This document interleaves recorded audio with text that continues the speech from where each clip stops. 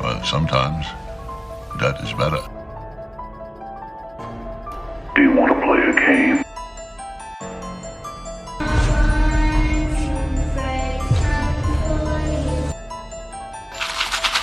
What's that noise? Popcorn. You making popcorn? Uh-huh. I only eat popcorn at the movies. Beep, beep, Richie.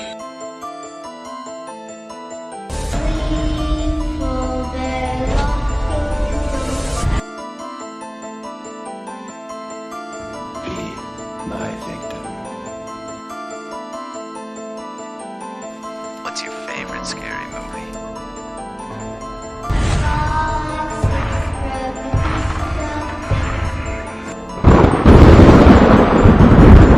Demons to some, angels to others.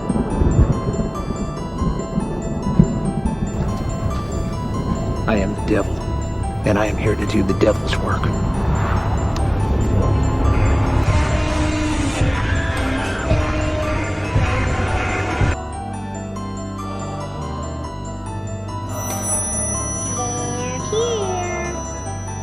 What's that like the taste of butter? A pretty dress? What's that like to live deliciously?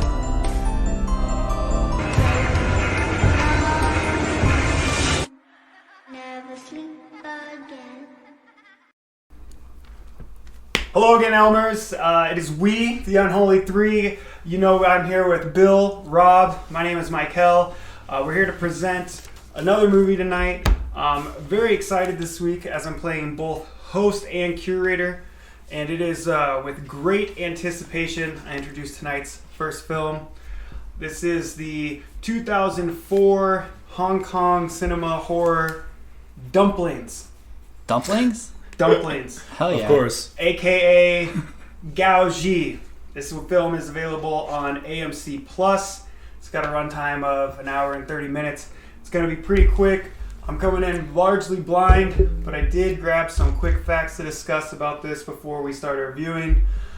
This, of course, is the story of an aging actress and the lengths in which she is willing to go to in order to preserve her waning beauty in the face of the fear of what she believes to be her husband's extramarital affairs. Okay. This movie is starring Miriam Young as Mrs. Lee. She is a very famous singer-actress in her native country. She's got over 60 acting credits. She's also won a Hong Kong Film Award for Best Actress in 2012 for her role in Love and the Buff, and a Hong Kong Film Society's Best Actress Award in 2010 for Perfect Wedding. Perhaps even more known is she for her credits as a recording artist. She's amassed over 100 awards in the field of music. Next up on the billing is Tony Leung Kai-Fai as Mr. Lee, husband, of course, to the aforementioned. He is a very popular Chinese actor as well. In his home country, he is known as Big Tony. One of the country's most famous film star and the only to win 4 times Hong Kong Film Awards Best Actor. And finally, probably the most recognizable face to the Western audiences is Bai Ling as Aunt Mei. Bai Ling's been known for her roles in the West in films such as The Crow, Wild Wild West, Crank High Voltage. She's also been on television series Entourage and Lost. Ling is a prolific actor in her home country as well. She has won both the Golden Horse and Hong Kong Film Award for Best Actress in this role in 2004. The film is directed by Fruit Chan, a decorated filmmaker in his own right. 1998, Made in Hong Kong gathered him Best Director in Hong Kong Film Awards, Golden Bohemia Awards, Hong Kong Film Critics Society Awards, and Golden Horse, as well as Best Original Screenplay, Golden Horse Awards. 2001's Durian Durian won a swath of Best Original Screenplays as well, Hong Kong Film Awards, Golden Bohemia, and Golden Horse Awards. Fruit Chan has made his name a household name in China after his 1997 film Made in Hong Kong. cleaned up several of the year's top awards in China. The film also served as the first acting credit for Hong Kong actor Sam Lee. Lee won Best New Performer at the 17th Annual Hong Kong Film Awards for his role in that. This film is an adaptation of a book titled Gao Ji, written by Lillian Lee, known for imparting her mysterious and even paranormal flair to her traditional country stories. Her novels Rogue, Green Snake, and Farewell My Concubine have all been adapted to film. Farewell My Concubine, being a huge international hit, won Palme d'Or in 1993 and was selected as the Golden Globe nominee for Best Foreign Language Film for China. The book Gao Ji was later adapted to the screen for the first time in the anthology film Three Extremes, a horror anthology film featuring 3 shorts. This particular segment was so well received that within the same year, Fruit Chan, who also directed the short, expanded it to its own feature-length film, with Lee again penning the screenplay. It's a popular story written by a well-known author and screenwriter. It's directed by and starring other powerhouses of Chinese cinema. Additionally, the film performed very well at the box office and video sales. This film is a Category 3 film in Hong Kong. There are 4 tiers of categories of film in Hong Kong as far as ratings are concerned. Category 3 is the only one that is enforced by law rather than a suggested guideline. It's forbidden that anybody under the age of 18 rent, purchase, or view this Category 3 film in a movie theater. Quick fun facts before we get into this. The anthology film Three Extremes also featured 2 other shorts. As the name would suggest, the second film, Cut, was written and directed by Park Chan-wook, who has brought us Sympathy for Mr. Vengeance, Old Boy, and Lady Vengeance. With the third film being Box, directed by one of our personal favorite directors in the J-horror genre, the incomparable Takashi Miike. The demented mind responsible for such exploitation works as Audition, Ichi the Killer, 13 Assassins, Visitor's Queue, and many more. So you can kind of guess this one might be of a similar thread. I'm very much looking forward to this. Hope you 2 are as well. Any thoughts? Have you heard of this movie? Have you seen this movie?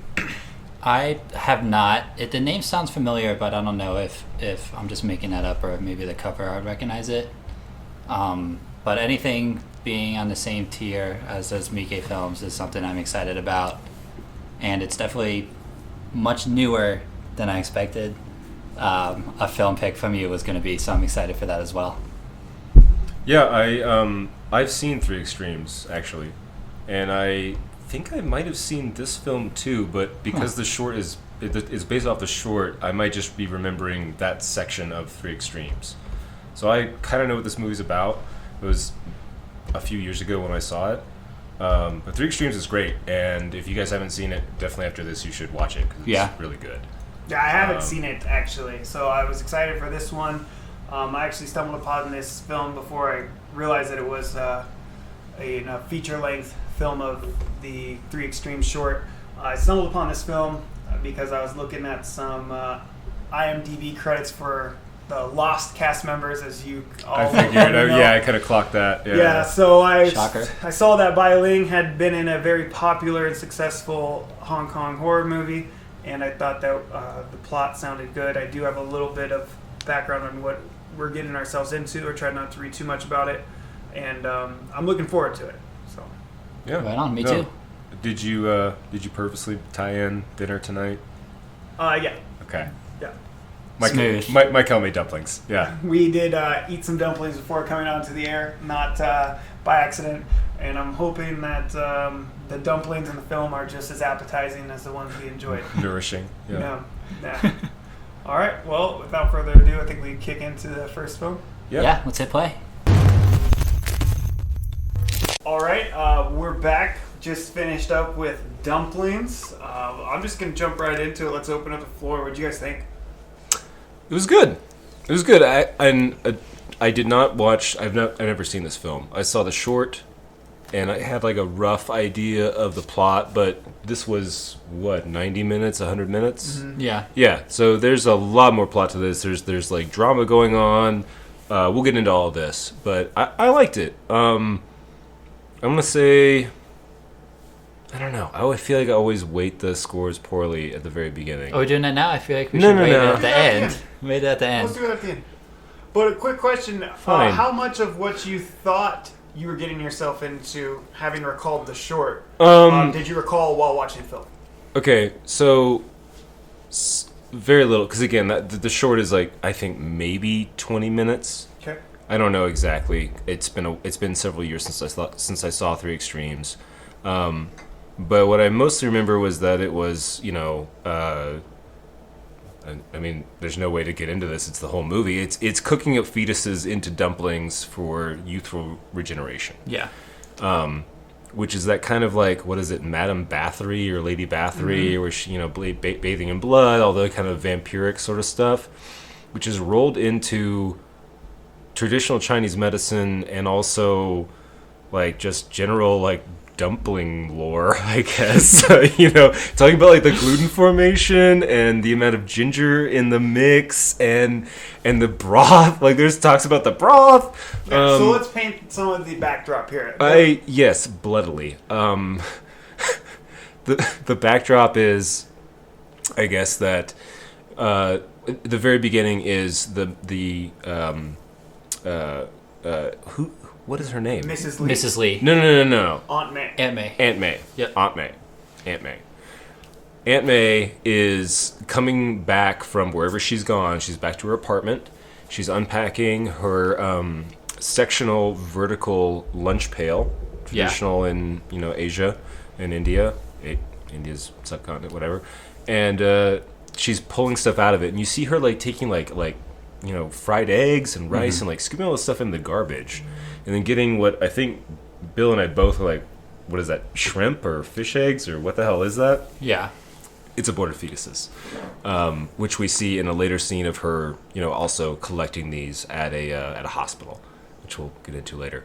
But that sort of thing with like the weird industrial, like 2000s electronica, and then also like her tasting all the food as she's cooking it, and the ASMR of her like crunching on whatever this is. Prawns, babies, Bones, cucumbers, bones. Yeah.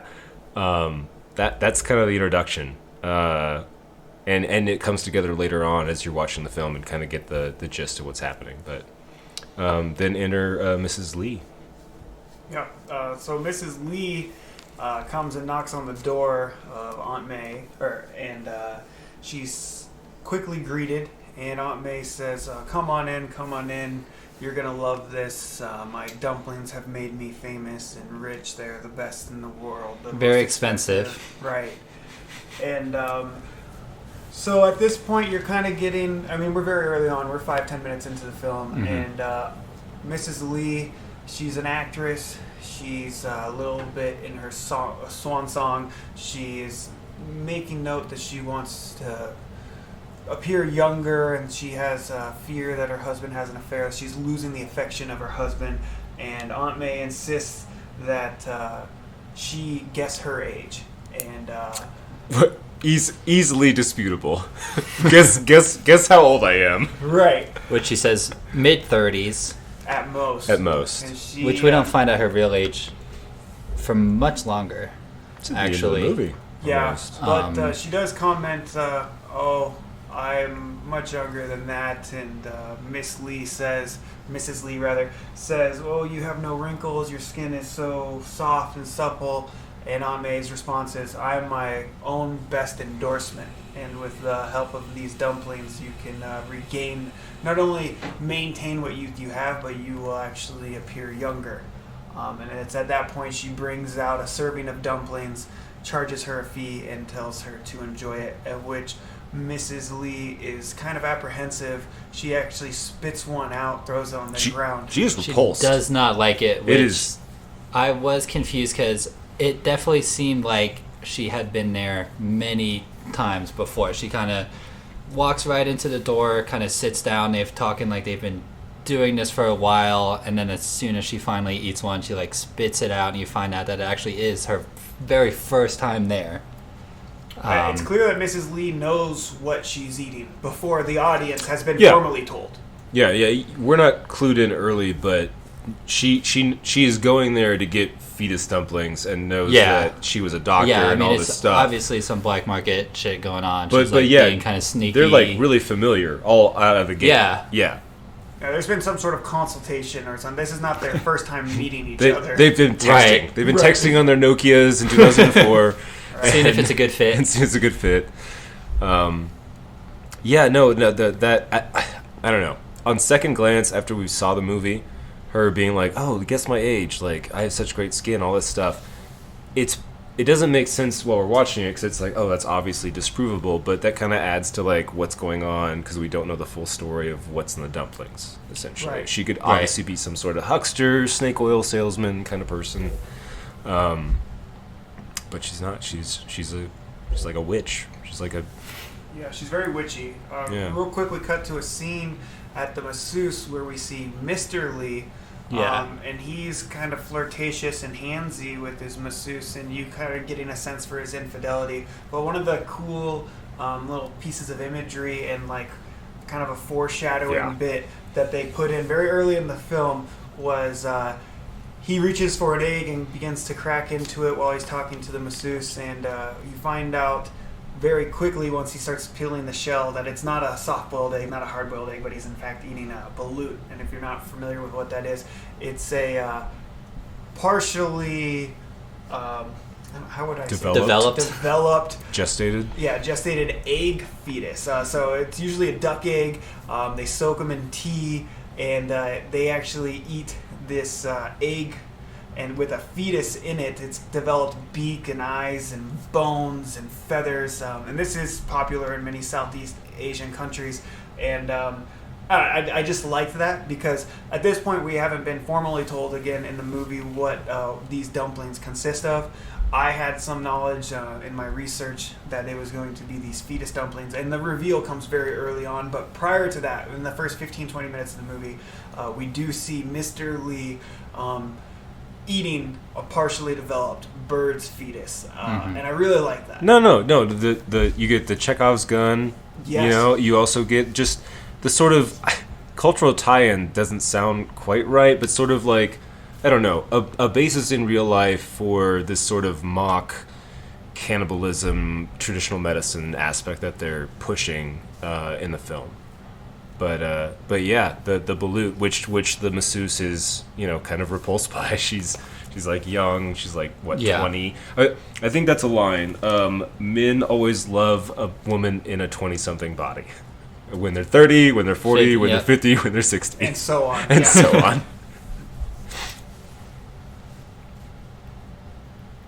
Yeah, well, Aunt Mei in the next scene goes to the local clinic. She's obtaining her inventory of fetus under the guise of some sort of charity work. You see her talking to one of the nurses. And she's got the watermelon pants. We'll get into the watermelon pants. There's great fashion throughout this movie. And I really got the sense that it wasn't a play for some sort of costume either. I feel like this was contemporary 2000s Hong Kong fashion. Yeah, they didn't even have a costume shop. They just went into the actual wardrobe and just picked stuff out. They're like, "Oh, you look hot in this. This is your size. Wear this. This is modern. This is current." Yeah. Lots of clashing patterns for sure. The vibrant colors. Leopard print and stained glass window pants. That was at least monochromatic though. That was a lot. There were some great outfits. Mrs. Lee had a lot of good outfits, including butterscotch wrapper, the butterscotch candy wrapper. Very orange closet that woman has for sure.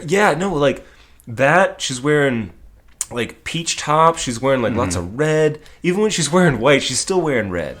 Yeah, she's very much a star of the red carpet just based on her apparel. You can tell that she's dressed up for many a gala or interviews. She's like a Hong Kong Meryl Streep. She's fucking on point.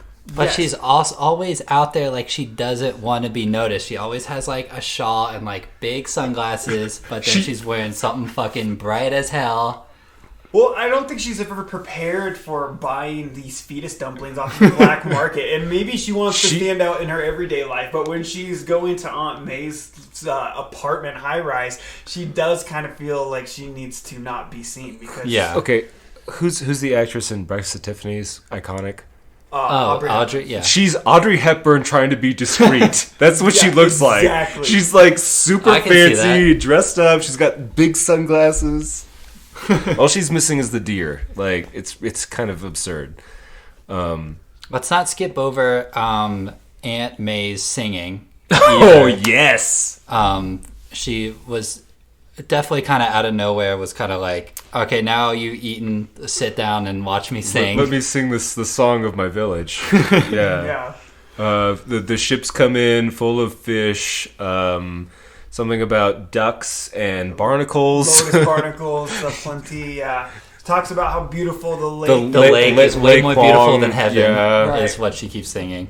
And this is apparently her, like the show portion of her dinner and a movie theatric that she. No. You get what you pay for sure. This is ritual magic. This is part of the deal. She needs to sing to like get the absorption. It was witchy. Right. Said. This is like taking like vitamin D and calcium together. It boosts the absorption rate of the fetus.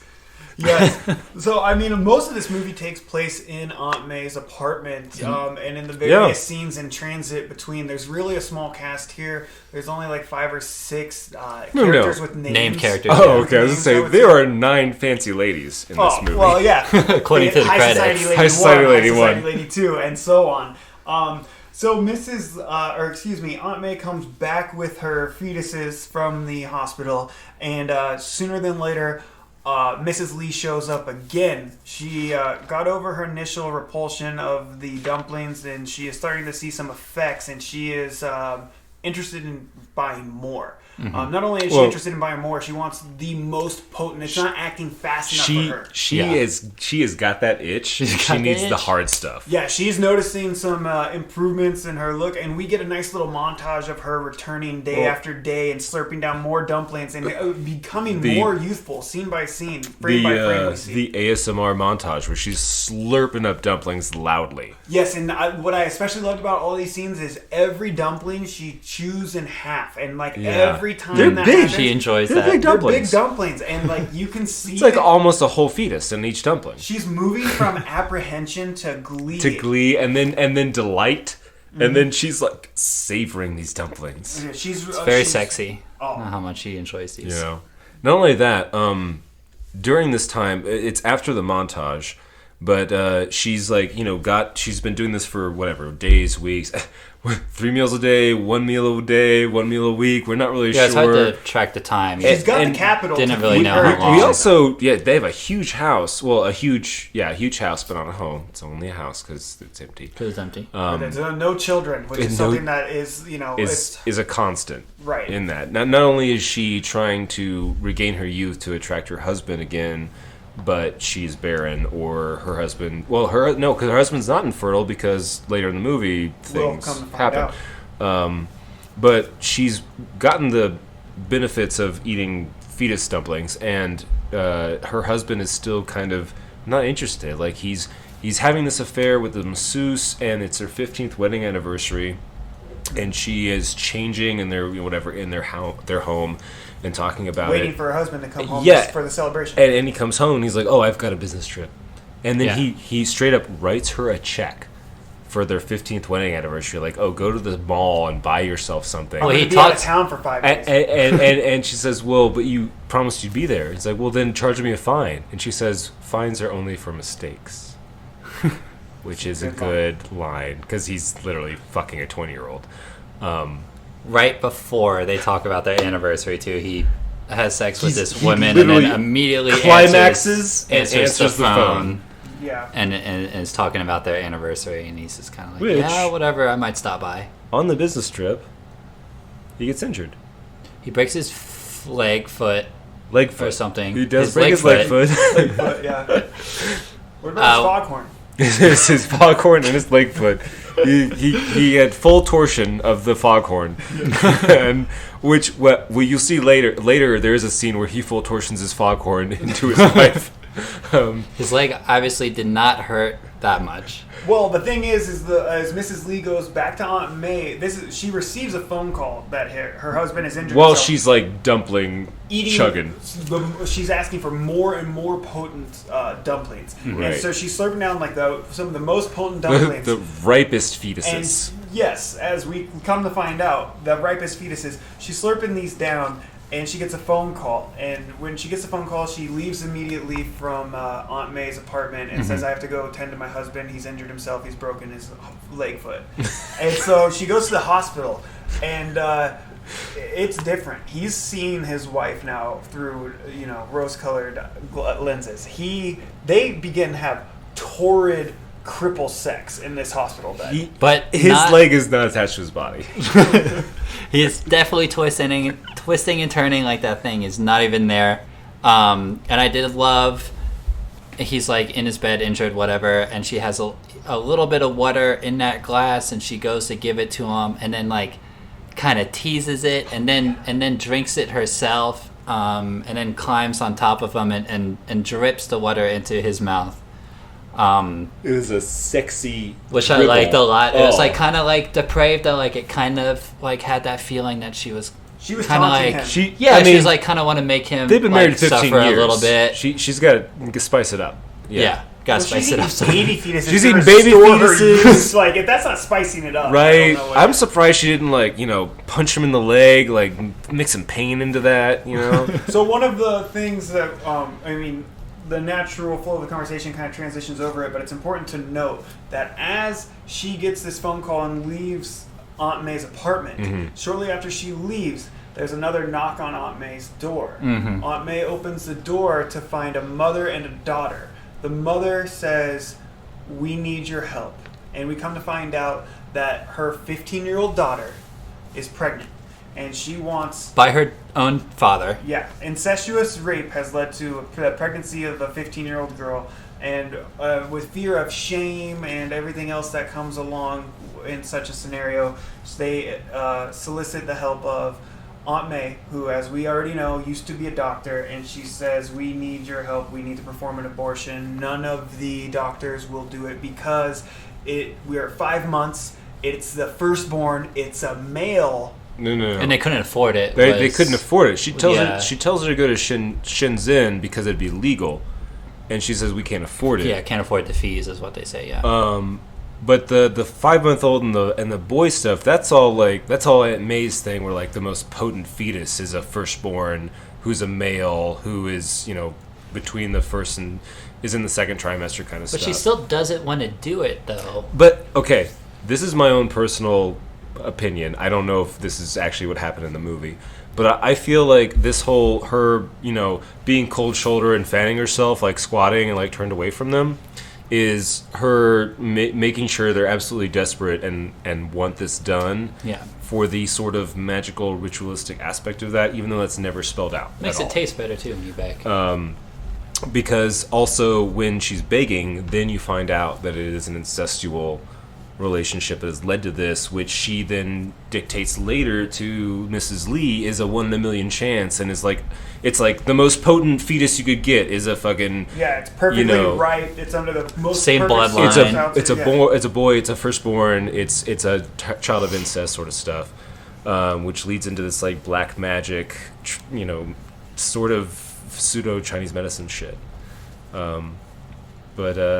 While the torrid hospital bed sex is occurring, they do actually proceed with the abortion at Aunt May's apartment nonetheless. I mean, this is not a sterile environment. I believe it takes place over like a bathroom sink on some bar stools. She has a table and like a pillow. She has gloves on, but she's wearing the clothes she wore all day long. She's got her hair's down. Her hair's down. She's got all her jewelry on.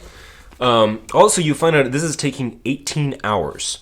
Because she can't use pain medication because it would then make the fetus inedible. Right, it would become tainted essentially. Yeah. So she used progestidine, which is a hormone which then stimulates cervix dilation and then the they quote unquote natural birth. Induced a birth. They induce with an abortion. with the intention Yeah. of aborting the fetus. Obviously, a 5-month-old fetus cannot survive outside the body, Yeah. but they want to harvest that afterbirth and all the fatty mucus. Like, she goes into good detail about how the cranium needs to be developed, and at 5 months the meat is not yet too tough, and that it's not only nutritious but enjoyable to the palate. And on top of that it's a very dangerous and difficult procedure because the fetus at 5 months has developed bones and can cut and rupture and injure the mother during this procedure that's done without, like, you know, modern anesthetics and all of this is used as a selling point to Mrs. Lee, who has been demanding the most potent, exactly fast-working, dumpling, which filling. we are discussing quite plainly, but please, we were disgusted at like this is pretty crazy. Like, this is an intense. It was a relatively rough abortion scene. If you're not into that, then you won't be into that. I mean, fuck, I don't know. I mean, I've seen worse, but it's a lot of like shots to the side where you see. Yeah. I mean, I don't know how old the actress is, but ostensibly a 15-year-old character, you know, in stirrups with a woman who's performing the procedure, and it's very painful. There's a lot of screaming. There's a lot of graphic, yeah. There's a catheter that's being placed. I think there's what do you call it? A speculum is put in at one point. Like, it's extremely graphic. Without showing any of the this is definitely truly where graphic they got nature. their category 3 yeah. Well, for sure. Okay. However, watching Malformed Men, this is all super incest, which, you know, it's graphic, but I feel like that's a big portion of it. Yeah, The incestual nature of it. for sure.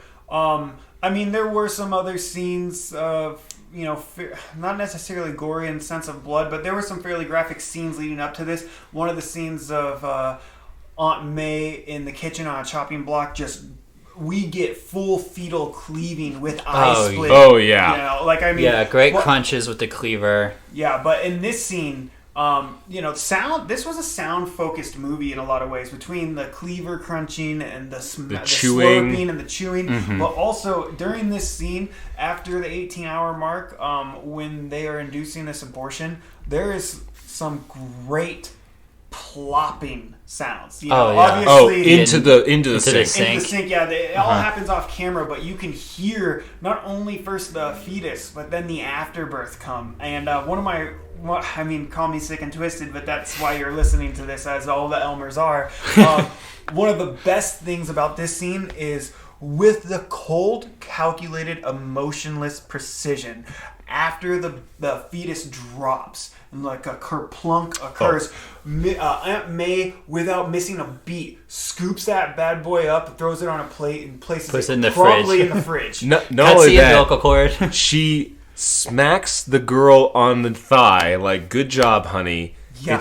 and says, "This is the freshest." Picks it up with tongs, puts on the plate, puts in the freezer. Those are right in the fridge. Like, she is like she could be drooling, and we'd believe it. Yeah, this was a good scene.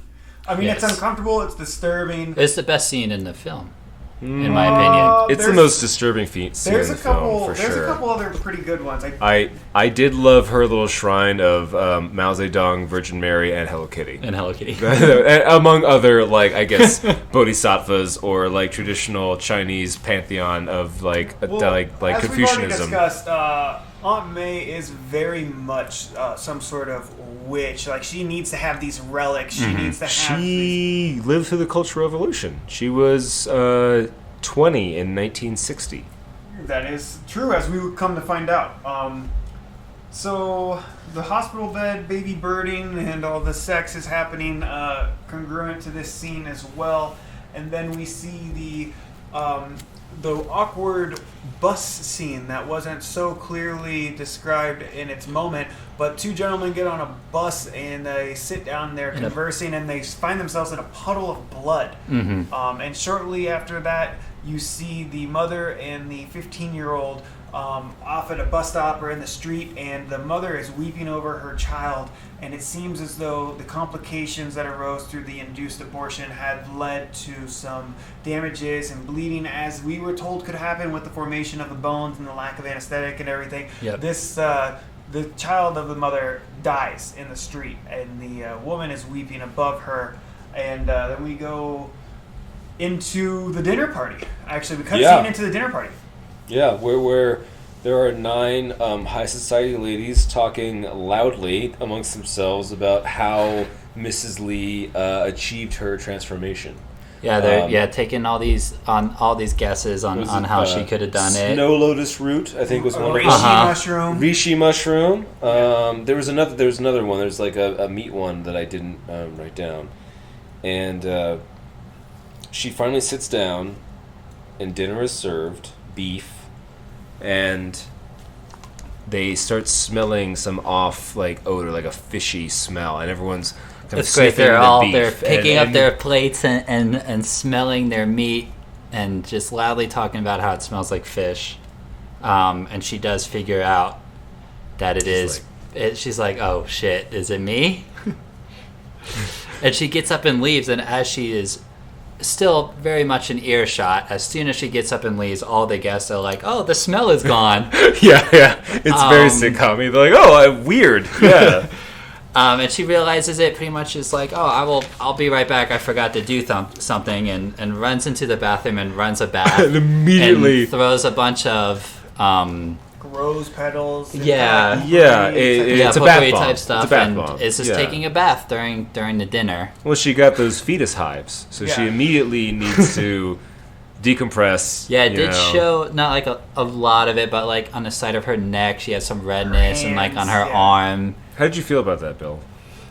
It wasn't that bad. I definitely thought it was going to get worse, that the rashes would be bad, which is the only thing that bothers me really, but didn't really amount to too much. The rash never got worse or anything. They didn't really ever touch on it again, as far as I remember.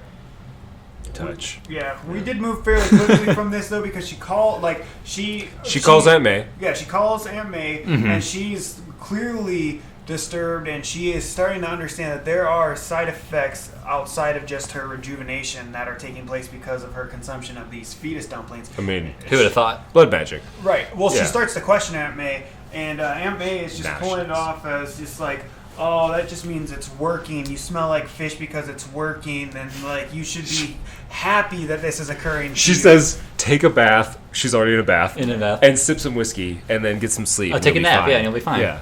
Oh, and if you have time, you should flip to channel 2 because they're replaying your old series, and it cuts back to Mrs. Lee, who then who hangs up the phone. Well, hold on, before she hangs up the phone, her husband is overhearing. That's her. what I was gonna say. I was like, this is the phone call where we see him listening in too. Well, first he hears her in the cavernous bathroom echoing out her conversation on the phone, and then during the dinner party. No. This is while she's in the bath. No, I'm saying during the dinner party. During the dinner party. That's right. And then he picks up looking through the vents. Then he picks up the phone and hears Mrs. Lee. Yeah, half of the conversation on the other end of the receiver. Yeah. So eventually he's starting to get clued in. And he's gotten her name, and he kind of hears what's going on. He's not super sure, but the phone call ends abruptly when Mrs. Lee hangs up and sobs in the bathtub while watching reruns of her television series. As a 20-something playing a high school student. Yes, she's seeing her youthful body, and she is beginning to understand what she's done to try to reclaim that, and it's taking its toll emotionally on her. Honestly, man, though, great acting as the fake high school awkward kid in the show like for the 30 seconds. I'm just saying this movie well done. Was honestly well shot. It had you could call it a questionable soundtrack, but effective soundtrack. It was a good soundtrack. Whoa, questionable? Yeah, I mean, it was jumbled. There was a lot, like you all said, that, like, again, the gondola, like Champs-Elysees, like I'm traveling to the Eiffel Tower. I've got, juxtaposed to like the mindless, self-indulgent industrial trance. The industrial trance, yes. Like, I mean, it was effective, but it was kind of hodgepodge, which I didn't even really notice until you began to point it out. And it was good. But what I will say is, like, the cinematography and the direction of the film the was full package, very good. The acting was solid. You got to remind yourself. I agree with that. As I mentioned, Bai Ling plays Aunt Mei, won a Hong Kong Film Society award for Best Supporting Actress in her role, and she was great.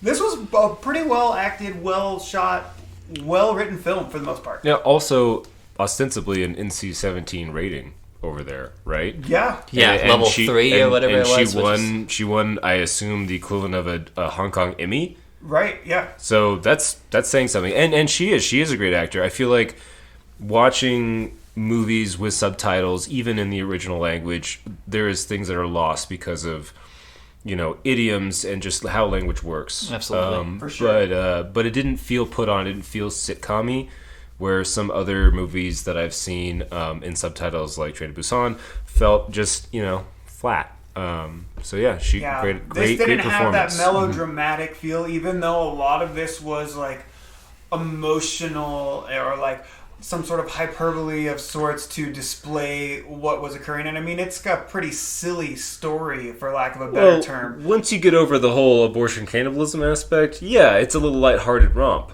I would agree with that. I'll co-sign on that. So then we get, so after the husband listens in, he goes to investigate. So he shows up at Aunt Mei's, Yes. which I was under the impression it was going to be more like, like, what the hell are you feeding my wife? Like, all this. But it turns out it's more like, I went in on this too.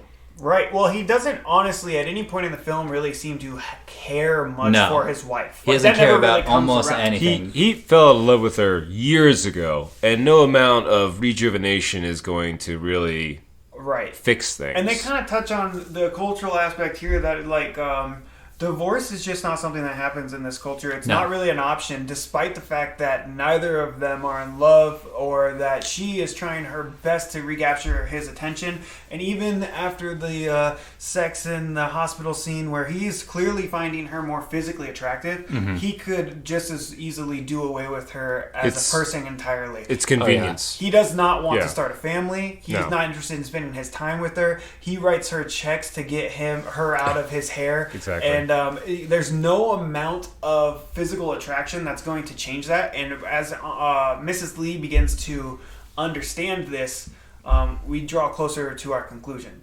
But Mr. Lee is at the apartment confronting Aunt Mei, and he wants in on it, as he's beginning to question what goes on here and what this cannibalistic ritual that's leading to his wife's rejuvenation is. He wants to know more about it. And she gives a great speech on cannibalism too. She has an entire soliloquy on the history of China and cannibalism and famines and traditional Chinese medicine. I mean, like, she is going off. She references Lee's Herbal Medicine Guide, which is one of the oldest medicinal books in the history of the world. And she cites how in that book, Lee mentions that cannibalism is not admissible. It's admissible. Right. That as long as it's for like how many dumplings making medicine did he eat in that montage? Because it looked like 5 or 6. Yeah, she's easily feeding him like dumplings and he telling is him loudly slurping them down. And she's saying, it is through centuries of warfare that our people have regaled in eating the flesh of their opposition and bathing in the blood. Right. It is favorable to eat the invaders, and I think there was another line about this was a great scene. This is up there the with the speech was great. The bathroom abortion scene. This is insane. Oh yeah. And around dumpling 4 or 5, she starts like very obviously bending over to show off her goods, in the kitchen. It gets very sexy. She's bumping up against him, putting her she hand. grabs his hand and puts it on her. Rear. And then they have like quarter undressed sex on the kitchen table, essentially.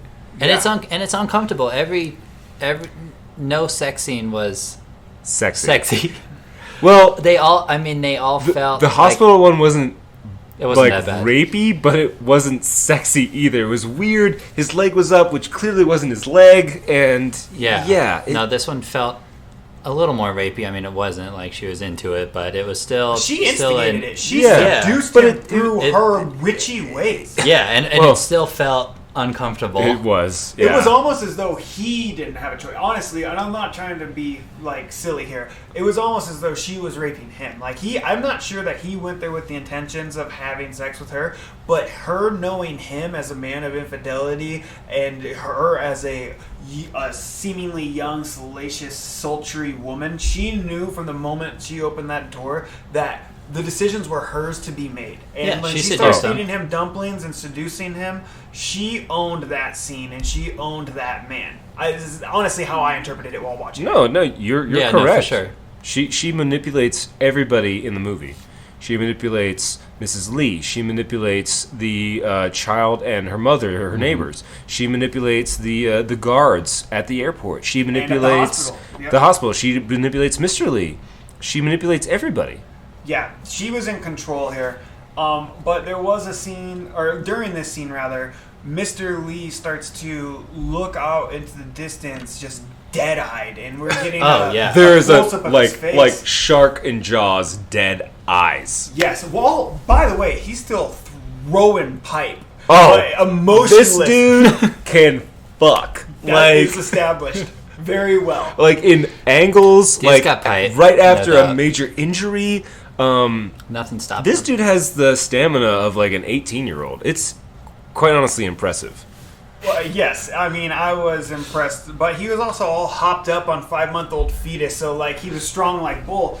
But he was looking ahead, and he notes this picture on the wall, and he sees a young Aunt Mei, and he notes that it's dated 1960.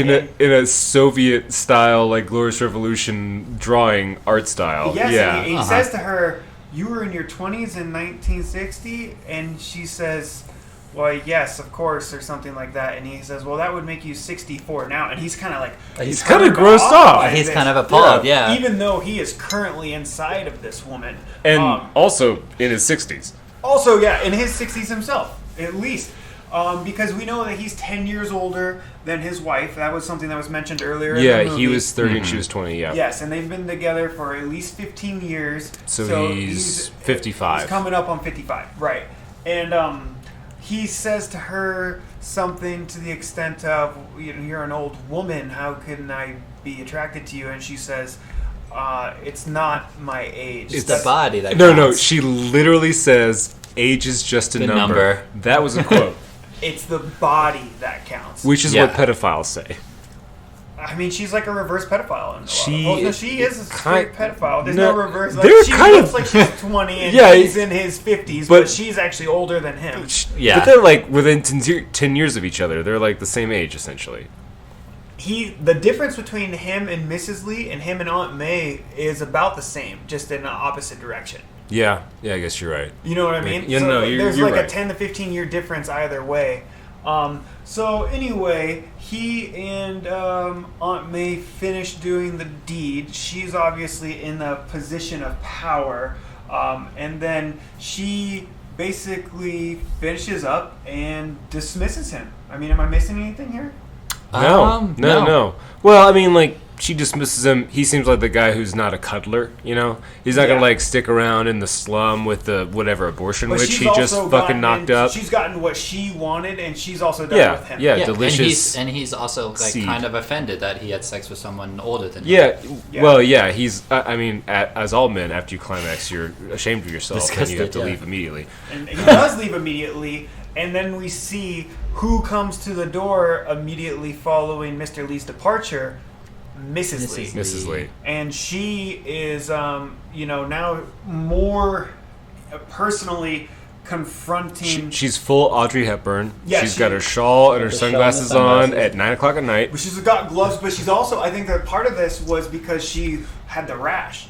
And she was trying to cover it True. up. And this is why she's going back to Aunt May's, because she's like... Side effects. I need the best shit right now. Give me some triplets. She's I like- need the potent stuff. Don't fuck me over. Like, Right. I'm fiending and I need And it. she's like a crackhead at the door. And Aunt May, stone cold, just dismisses her. Doesn't even answer the door. Doesn't even acknowledge her presence. She sits there, dripping with the fluids of her husband, and ignores Mrs. Lee's attempt to get more dumplings. And at that point, we cut to the next scene. Mrs. Lee is sitting in a doctor's office, trying to figure out why she smells like fish and has a rash. The doctor comes in and just dismisses her. He doesn't even sit down or look this woman in the eye. He sits down. He doesn't look at her. But he's like, oh, it's probably nerves.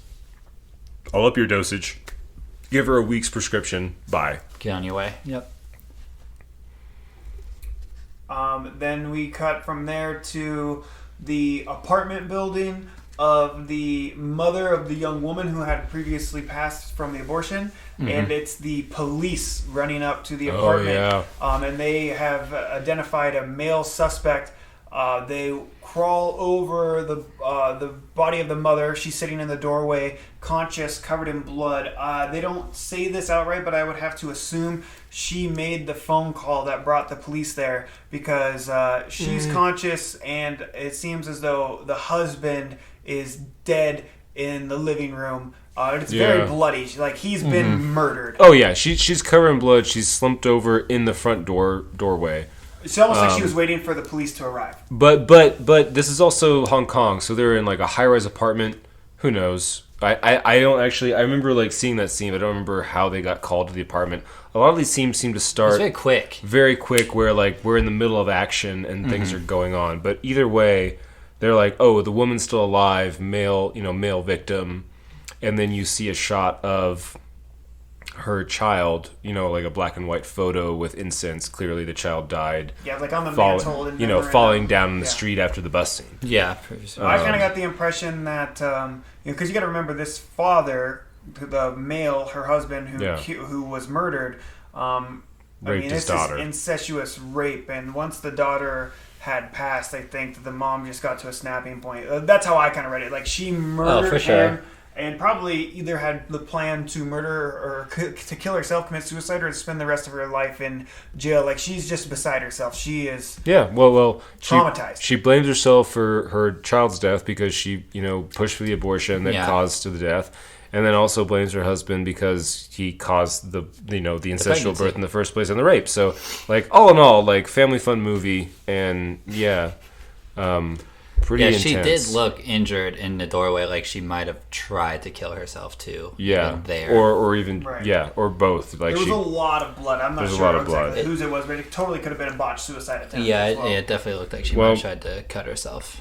Then I'm not sure if it's exactly after that, but there's a scene in kind of a salon where Aunt Mei has the old school 60s the rollers and the rollers, and she's painting her toes and all nonchalant. Yeah. And Aunt Mei, or not Aunt Mei, Mrs. Lee shows up, frazzled, and is like, "I'll pay you whatever you want." And, I need more dumplings. And I need these dumplings. You don't understand. I mean, she looks great. It's working. She looks great. You can't stop. Well, it's working and it's not working. It's working, but it's coming with its side effects. But it's coming with side effects, and also her husband is doesn't really give a shit. Right. Which is the whole point. And she's fiending. And she's fiending, and she needs it. And Aunt Mei is like, "No, I retired. Fuck done you." with it. And she screams at her, writes a check for some unknown amount of money because we never really get figures, not important, and sticks it in the hairdryer, and then leaves. Aunt Mei is just no selling her. She's got no emotion or reaction to it. Stone cold Steve Austin, brutal. No sell. No, not. Yeah. And then after that, she casually looks at it and then just rips it up. Rips up the check. Yeah. She doesn't care about money. Yeah, and Mrs. Lee is just beside herself. She runs out of the salon, and we don't know where she's going, but she seems to have it in her mind where she needs to be. Well, but then we see her next scene in the cafe. When she meets the mistress of her husband, the masseuse. Yes. Yeah, so the 20-something youthful young woman that her husband has been having an affair with. Who's also 5 months along. We find out that she's pregnant. Mrs. Lee says, "I know you're pregnant, yada, yada, yada." And she goes, I'm pregnant, and your husband is okay with it because he's always wanted a son. And I'm 5 months along. Yeah, that was stone cold. Well, she relays that to the wife. Not only that, she's trying to basically sell her a son, right? Yeah, pretty much. Which then Mrs. Lee counters with, "Abortion, please." Yeah, I want it now. Because it's 5 months along. I want it dead. I don't want a son. I want a fetus. And as we know, 5 months along is the prime. The prime, ripest fetus you can get. I mean, this is like straight off the vine. Yeah. And so she says, whatever he's paying you to keep this son, I'll pay you double, Yep. but I want the baby and I want it now. And I don't want a miscarriage. We're going to take you to the doctor to induce an abortion.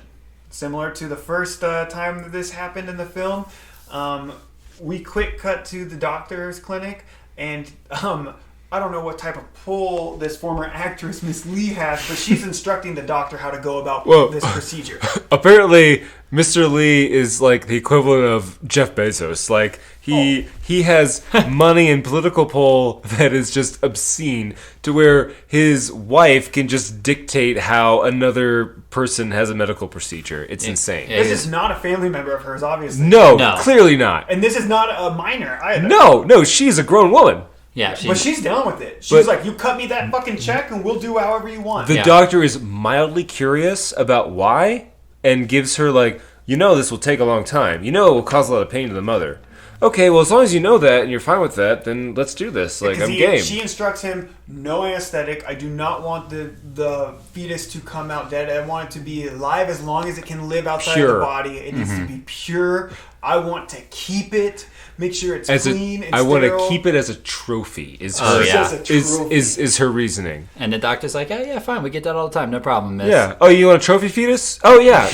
We have people coming in to get their husband's mistress's trophy fetus like twice a week. And she's increasingly disassociated as well. Like, she is having less and less of an emotional response. She's instructing. Yeah, she's turning more and more into Aunt Mei, kind of as the movie goes on. She is very emotionless, kind of like what the fuck ever, just get it out, so. Yeah, she is like cradle jaded, like she's just ready to fucking eat this baby.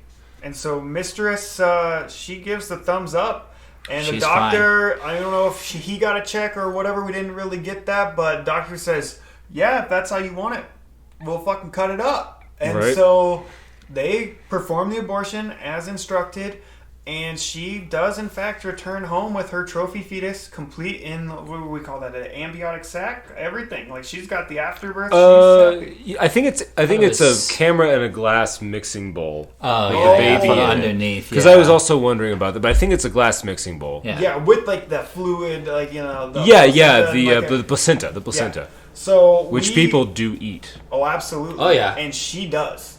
Happily. Oh, she does. She gets in her hair. She's already went through the trouble of hunting down the mistress, paying her off, instructing the doctor, and she's got the trophy fetus. And now we are back at Aunt May's apartment or home kitchen, and she is caressing the fetus and looking at it adoringly. No. That's Mrs. Lee. That's what I meant to say. Okay, Mrs. Lee gets the fetus and does all what I just mentioned. We're back in her kitchen, and you can see that she's looking at this fetus with some glee. She begins to start pounding out some dough, and you know where this is going. She is developing that gluten. She's ready. She's got her shrimp and chive mix. She's got her 5-spice. The broth is cooking. The broth is cooking. It's a little greasy, but you lock in those juices. No, you don't want any of that good fetal fluid to escape. Not only that, you get that great scene like where it's clear up halfway through the glass mixing bowl into Mrs. Lee's face, and she has the cleaver, and her eyes widen, and then she chops into it, and immediately, boom, credits. It was an abrupt ending, and when I was watching it, I was almost a little disappointed that it didn't go more, but sitting here and recounting the story and telling the tale of how it ended, it was solid. And I don't know if the film really could have utilized or benefited another 15-20 minutes. I feel like it was... No, it's definitely a good ending, because for me it kind of completed the cycle of like, okay, Mrs. Lee is officially almost just like Aunt May at this point. She pulls out a cleaver just like the one that Aunt May uses.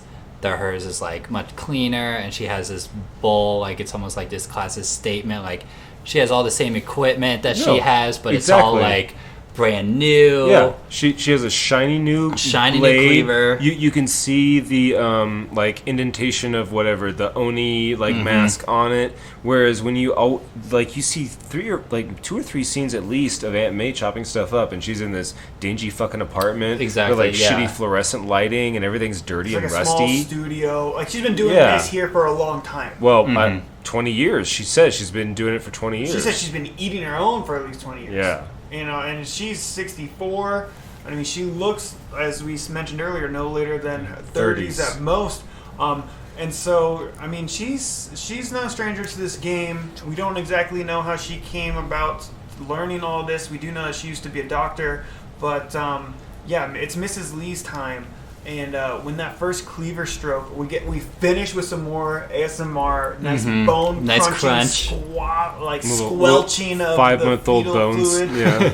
And we roll credits to the film, and I really enjoyed this. I think that it was, and I don't know a lot about Hong Kong cinema. I haven't seen a ton of what you would call horror or horror adjacent film from that region. This one, I mean, it was, I guess you would have to classify it as a horror film. It wasn't really an action or drama. There was elements of drama in it. But I mean, it's a pretty dark subject matter. There was some decent gore considering. This was solid, and there was good acting, and it was actually a well-made film. It was shot really well. I enjoyed this quite a bit. I don't know that it was my most favorite thing, but I like the story. I would love to read the book, honestly, because I feel like the book would be a lot of fun. Unfortunately, this has not been translated into English. Only a handful of Lillian Lee's books have been translated into English. So I don't know if or when that would ever become available, but if it does, if the Gao Ji book ever comes out in an English translation, I would read it just out of curiosity. But overall, this was maybe not fun, but gross and intriguing and well performed.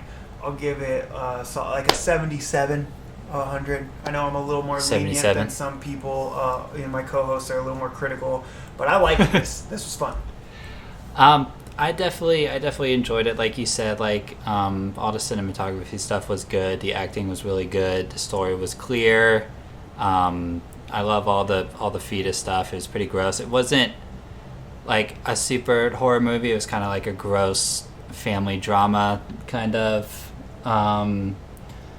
I think probably a 68 I would give it. It felt, I know you guys haven't seen it, but Elmer's out there. If you guys have seen Cold Fish, it felt very similar to that in a lot of aspects. Yeah, no, I like this movie too. If you'll forgive the pun, watching the more fleshed out version of the short was nice. Obviously, I am kind of curious now about the 15-20 minute Yeah. short film. I kind of feel like I want to watch that now. At some point on my okay, give it maybe not 6 months. Give it a little bit, because I don't know. Let this wear off where you forget some of the details. Yeah. Because again, it is a pared down version of it. I don't even think it's any of the same actors. But yeah, it's good. It's basic. It's a deconstructed version of Dumplings, if you forgive another pun. But no, this was good. I liked it. Good acting, good score in a weird way. A lot of weird stuff going on All over the place. Amazing costumes. Butterscotch wrapper. Butterscotch wrapper. Best Watermelon outfit. rind. The doily Oh outfit yeah, the fucking with the tea red cake with outfit. the Red evil accents. evil witch of the west ruby slippers going on. I do recommend all Elmers who will watch this or have seen it revisit the outfits in here, Oh, because man. we do have the tea cake outfit, the watermelon rind pants, the Butterscotch wrapper, and the leopard print, the leopard print stained glass window. windows, But there's notable The cave painting. the cave painting, leggings. jeggings. Oh There's a lot man, of good, good Really attire. good dress. early for 2000s Hong Kong fashion, hot. Makes a statement. It goes well with any flip phone. It goes well with dumplings. It pairs well with dumplings. Yes. I also loved that bit where at the very beginning, she like drops a dumpling, washes it off, and plants it in with a plant because the dumplings are worth too much to just throw away. But Right. you also just can't eat them if you wash them off. Doesn't matter. Fun little thing, and also all the gross like kind of incest and like the weird like love triangles that are going on with this, and the manipulation that's happening. I'd say it's like a 6 out of 10. I think that's a fair. Like, again, not a fun movie. There were a couple points that were kind of funny, but not a fun movie. More gross and weird and upsetting, which is also great. Good pick. Agreed. All right. Yeah, that was Dumplings. Then we're going to bring this episode to a close unless you guys have anything else to add to that. But, I mean, I think we gave a good synopsis of the plot. We got into some fun banter. I mean, this was a solid night, and we did start it off with some. We actually ate fried rice and dumplings while we were setting up a podcast, getting ready for this. Unbeknownst to you two, we would be watching Dumplings and participating in some dumpling dialogue. I thought that was a nice way to set the table if you're part of another pun. And that's the end of the show. Thanks for listening.